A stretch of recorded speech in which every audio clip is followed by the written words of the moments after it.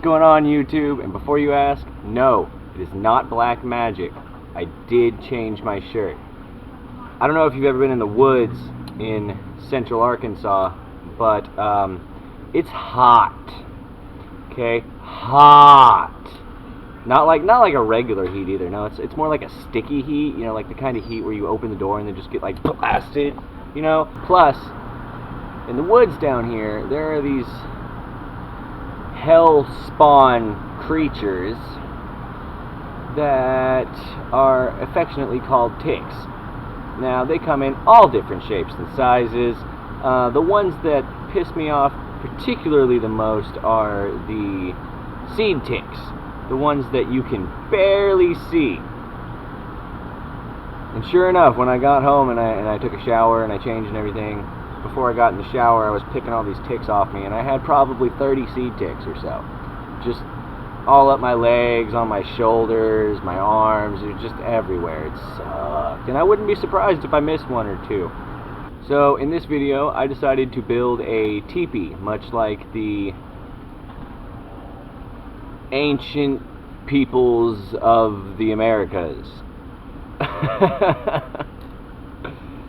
No, I wanted to build a teepee, and after some research, I realized that I don't actually have to have buffalo like bones and hide and things like that, because while there were like those nomadic tribes that followed the buffalo around a lot, there were also other tribes that stayed kind of more stationary, did gardening, things like that.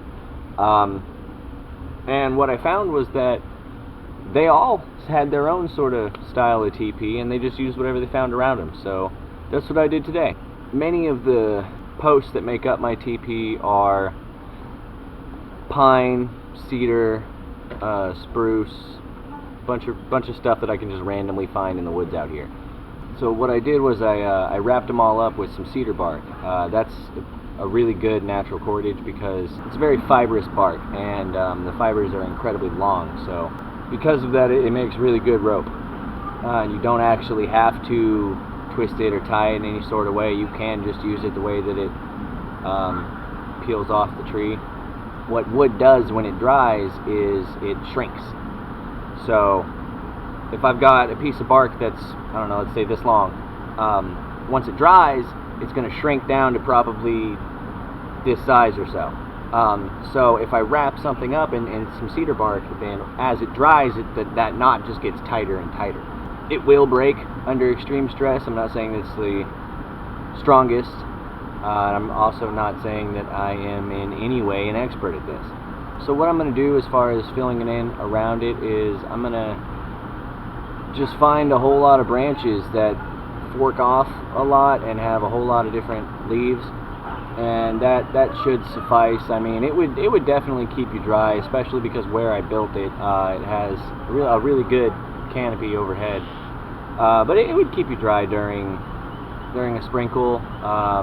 Definitely not like a torrential downpour. But that's not really what I was trying to do today. Alright, back to the woods.